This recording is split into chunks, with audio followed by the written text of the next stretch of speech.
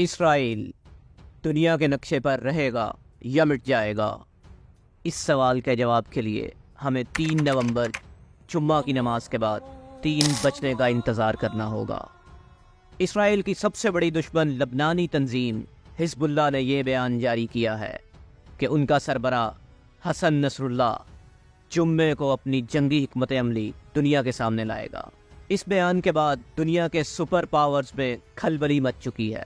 کیونکہ مشرق وسطیٰ پر گہری نظر رکھنے والے ماہرین کے مطابق لبنانی تنظیم حزب اللہ کا حماس سے یہ وعدہ ہے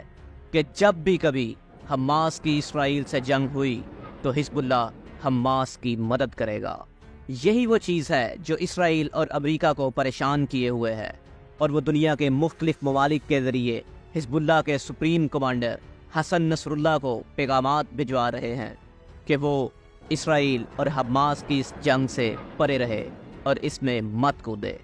لیکن لبنانی تنظیم کے وائس کمانڈر نعیم قسیم نے یہ کہہ کر اسرائیل سمیت پوری دنیا کو خبردار کر دیا ہے کہ مختلف ممالک کے پیغامات ان کے لیے کوئی اہمیت نہیں رکھتے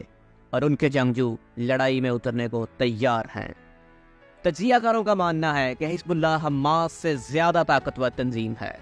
اور اس کے پاس اتنی قابلیت موجود ہے کہ وہ اسرائیل میں داخل ہوئے بغیر اپنے میزائلوں سے اسرائیل کی اہم تنصیبات کو نشانہ بنا سکتے ہیں۔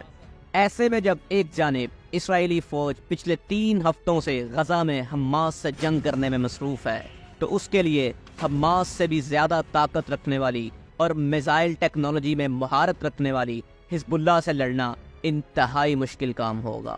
کیونکہ جنگی ماہرین کا کہنا ہے کہ کسی بھی فوج کے لیے 1 سے زائد محاذوں پر لڑنا انتہائی مشکل اور فوج کو کمزور کرنا ہوتا ہے۔ یہی وجہ ہے کہ دنیا کی سپر پاور کہلانے والے ملک امریکہ نے بھی اسرائیل کو یہ کہتے ہوئے خبردار کیا ہے کہ اسرائیل حزب اللہ پر کوئی بڑا حملہ کرنے سے باز رہے۔ اسی کے جواب میں اسرائیل کے ایک وزیر نے باقاعدہ طور پر پریس کانفرنس کی ہے اور کہا ہے کہ وہ شمال کی طرف یعنی حزب اللہ کی طرف کوئی دراندازی نہیں کریں گے۔ اس سب کے بعد یہ صورتحال واضح ہوتی نظر آتی ہے کہ اسرائیل بھی یہ جان چکا ہے کہ اگر اس جنگ میں حزب اللہ بھی حماس کی حمایت میں سامنے آ گیا تو پھر اسرائیل کا وجود خطرے میں پڑ جائے گا، اور یہی وہ فیصلہ ہے جو حزب اللہ جمعے کو کرے گی، جس سے یہ پتہ چلے گا کہ اسرائیل دنیا کے نقشے پر موجود رہے گا یا اپنی آخری لڑائی لڑے گا۔